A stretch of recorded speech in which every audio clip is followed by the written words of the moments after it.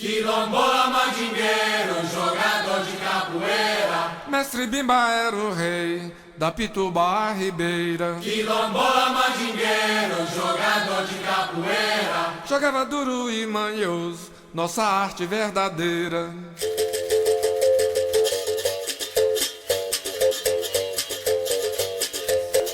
Brincadeira tem hora, joga com garra e mandinga. Esse jogo é tioso, não é Angola, é capoeira de Bimba. Brincadeira tem hora, joga com garra e mandinga. Esse jogo é tioso, não é Angola, é capoeira de Bimba. Brincadeira. Capoeira is an Afro-Brazilian martial art, pretty much.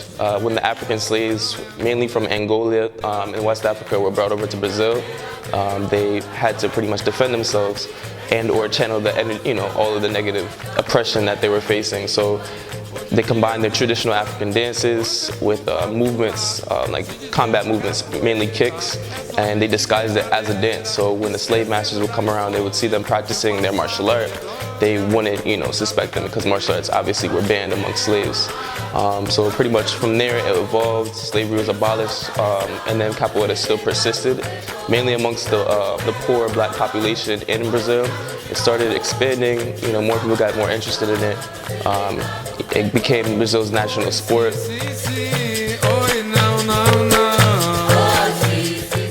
Capoeira is a very different martial art compared to other traditional Asian martial arts like karate or taekwondo, mainly for the fact that it doesn't really, rely on, the full body as far as like hand strikes. Not saying that it doesn't have them, but just the way that capoeiristas move compared to boxers or mixed martial artists is very different.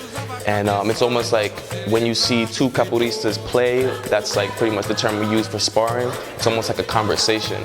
And you're using every single, pretty much object, your body pretty much as a means to communicate. Every kick is a question, every dodge is a response. So when you have two people playing, it's like a conversation.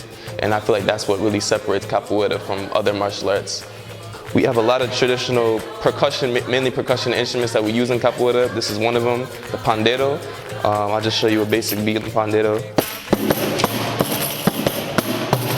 The heartbeat of capoeira, which is the atabaque, which is equivalent of the Congo drum, pretty much has sort of the same beat. It goes like this.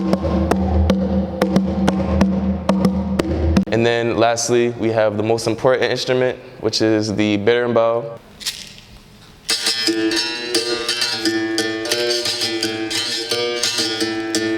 So in addition to, the actual instruments in capoeira, we also sing.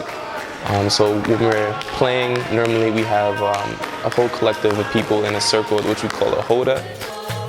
The club was founded in 2004, like about 10 years ago, by a person named Gregory Dillon. Garza, that's his capoeira nickname.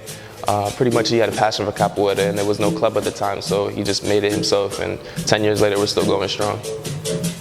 Vou dizer minha mulher, para na casa.